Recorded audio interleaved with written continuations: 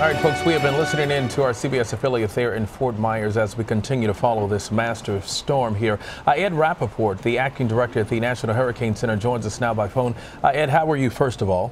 We're doing fine here, but of course we've got concerns for the folks out there in Fort Myers, Sarasota, Tampa area now. Yeah, we're now looking at a Category 2 storm, 110 miles per hour. What's the latest? We are not out of the clear, just like you said.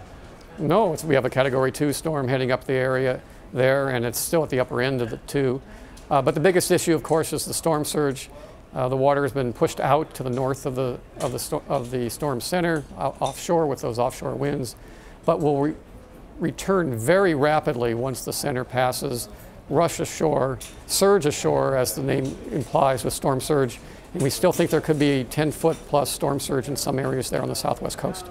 And we know the National Weather Service says that this surge was dramatically increased to 10 to 15 feet in the Naples, Marco Island area. Can you give us a time frame of when you expect this exactly to come down? And as it moves up the west coast of Florida, what are you expecting as we start getting into the night, early morning? Well, the water level is rising very rapidly now in the Naples area, and will begin to soon as the center passes the Fort Myers area. And that's the greatest risk for the storm for everyone there.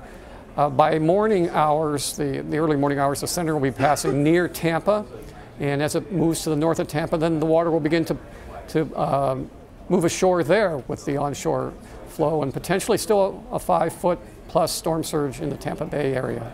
Ed, if we can, let's talk about Georgia and especially Metro Atlanta. This is the first time in history for the city that it's under a tropical storm warning. What does that mean for that area? That means that they could experience sustained, it means continuous winds of at least 39 miles per hour with higher gusts. And they're going to be on the right side of the storm. There's going to be a lot of rain. But they won't experience anything like what they have down here in South Florida. Low-end tropical storm force is like a gale associated with a strong cold front in the winter, but it may last for a number of hours longer than what you would get with winter storm. And real quick, because we're running out of time, Atlanta has struggled in the past when it comes to dealing with just an inch or two of snow. Is the city prepared to handle what's coming their way? I'm not sure about the details because, as you said, they haven't had a storm like this before.